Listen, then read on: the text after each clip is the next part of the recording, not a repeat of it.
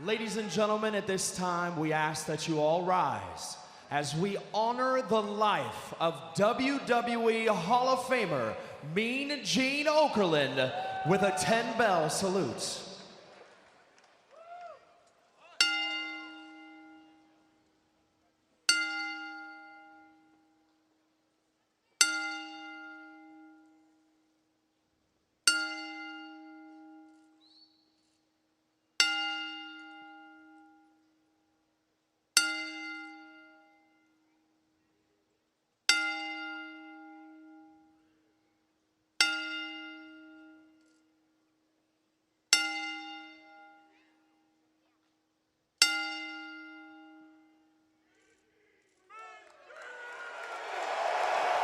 Thank you.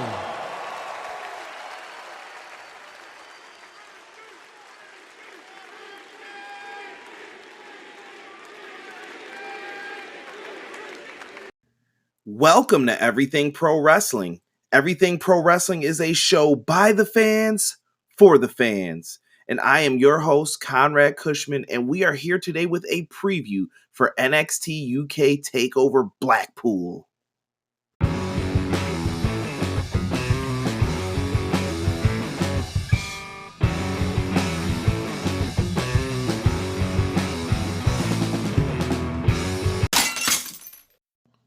Ladies and gentlemen, this is episode 40 of the Everything Pro Wrestling podcast.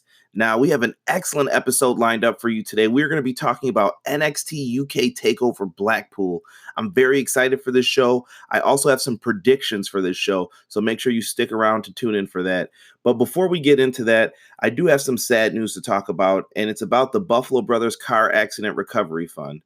On the night of Sunday, January 6th, the Buffalo Brothers, Nick Puffpath, Kevin Bennett, Danny Garcia, and Kevin Lockwood were involved in a serious car accident driving back from what they loved doing the most, wrestling. They sustained several serious injuries, including broken bones and head injuries. Now, I know that these guys and their families would be extremely grateful for any financial assistance that you guys could help them out with at this time. They have experienced severe trauma, both mentally and physically. So if you're able to donate, I do have a link in the description box. Please make sure you send these guys love if you see them on social media. A lot of the pro wrestlers are tweeting about it. So I just would like to help them out as much as I can. So give them any assistance that you can. Thank you. All right, guys, let's talk about the NXT UK Takeover Blackpool show. Now, the NXT roster is going back to where it all began. And I would assume that the concept for this NXT UK brand took place when they were first visiting the Empress Ballroom. Now, this is where the first NXT UK Championship tournament was held. It was actually the WWE UK Championship tournament. And I'm kind of confused as to, is this an NXT title or a WWE title when you look at it? But for now, we're going to call it an NXT Championship. So the NXT UK Championship tournament was held there. And they've done a lot for this brand, and I'm glad to see a lot of the wrestlers in the UK getting an opportunity to showcase their skills. Now, this show is going to be on Saturday, January 12th. The kickoff starts at 1:30 p.m. Eastern Standard Time, and NXT UK TakeOver officially starts at 2 p.m. Eastern Standard Time. So if you're bored Saturday, check out this show if you haven't even watched NXT UK. Now, I've been enjoying the NXT UK brand when they have their episodes. And I think they've done a tremendous job. These guys aren't as exciting as NXT, in my opinion, but it's also different. It's very cool to watch how people in like different countries react to wrestling. And the fans are very much into these guys. And it's fun to me. Just a fun show to watch. Now, I'm going to warn you guys, the first match I'm going to talk about does have a spoiler in it. So if you're going to watch the NXT UK show and you don't want any spoilers to happen, I'm going to give you guys a second to skip ahead so that you can avoid who's in the finals. And we're going to talk about that in this. So give you a second here. Now, the NXT UK Tag Team Championship Tournament Finals is going to happen on this show. We are going to have the tag team of Moustache Mountain, Tyler Bate, and Trent Seven, and they are going to be taking on the grizzled young veterans, James Drake and Zach Gibson. First and foremost, the breakdown of this match in my notes, I already have in there that those NXT UK Tag Team Championships look really sharp. I love the look of those titles. It just seems very old school, and it's got a classy look to them, and I just love them. I'm a belt mark, so 100% I stand behind these belts, and I think that they are really, really nice.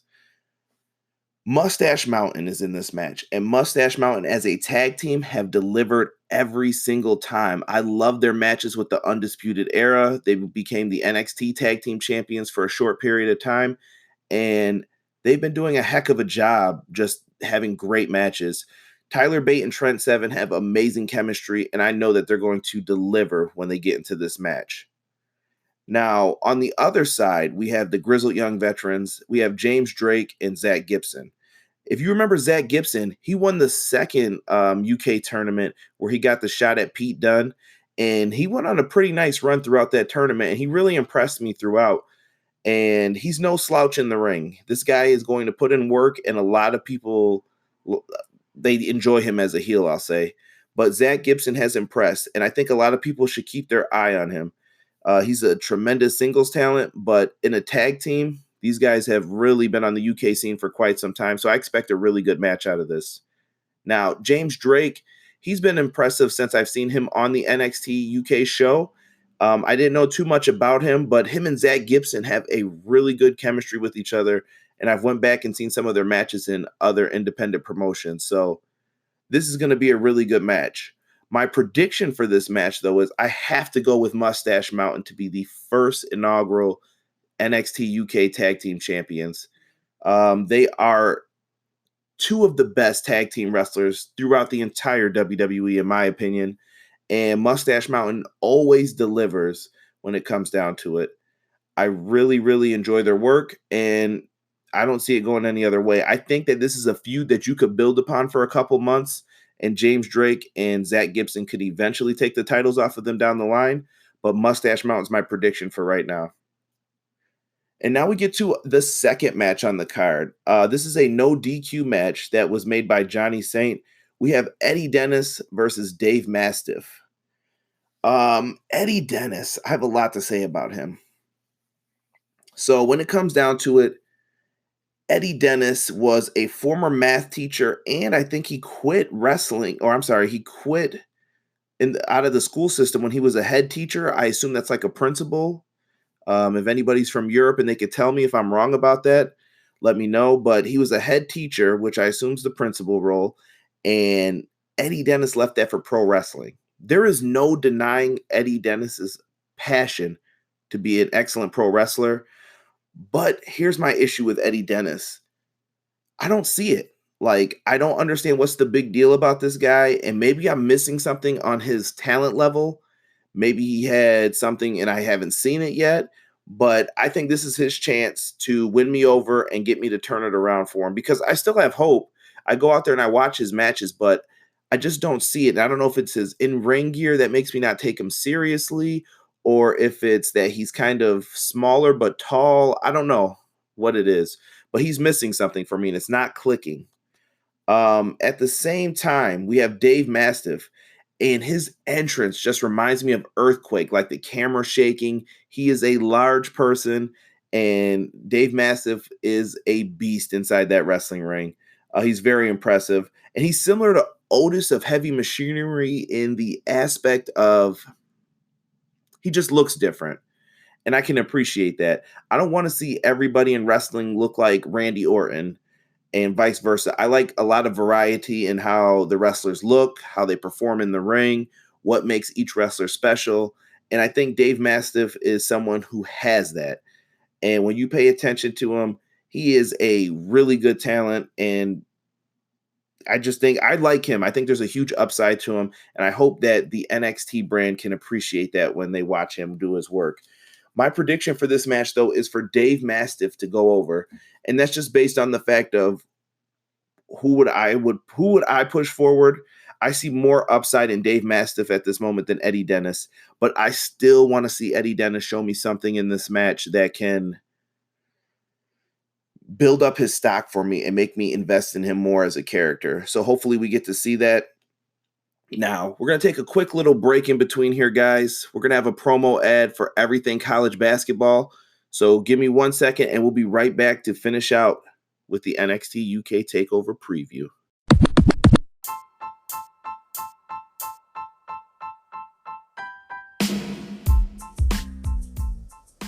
Hey everyone, I'm Josh Burton, inviting you all to come join the fastest growing group dedicated solely to college basketball, Everything College Basketball.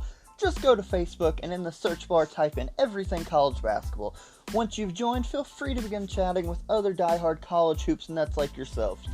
Also, while you're there, go check out the podcasts on Anchor, Podbean, SoundCloud, and Google Play. Just search up Everything College Basketball Podcast, and as always, like, share, and subscribe. Ooh, yeah! Dig it! If any of you guys are college hoops fans, I will be on the Everything College Basketball podcast this Sunday with Josh Burton, and I look very forward to doing the show. So if you guys have the time, check it out. But let's get back to NXT UK Takeover Blackpool. The next match we have on this card is for the NXT UK Women's Championship. We will have the champion Rhea Ripley defending against Toni Storm. Now, these ladies are both the two standouts from both Mae Young Classics, in my opinion. When we go back and look at these tournaments, who really stood out to you? And my number one was Toni Storm. I thought she was an excellent performer and really did a good job in the first one and the second one. She was one of the favorites to win it, which she did.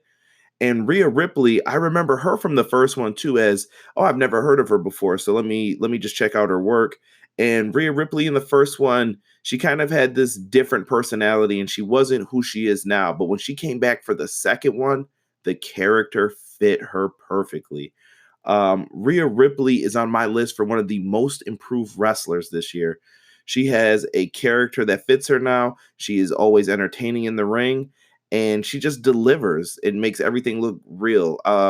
It's hard not to appreciate Rhea Ripley. But let's get back to Toni Storm real quick. Toni Storm is amazing to watch her perform in ring as well. She's been wrestling for many wrestling fans. She's a fan favorite since she's been doing her independent shows. And she's been everywhere across the globe to do women's wrestling. So big shout out to Toni Storm. But when we talk about Toni Storm, we do have to talk about the recent controversy that's going on with her.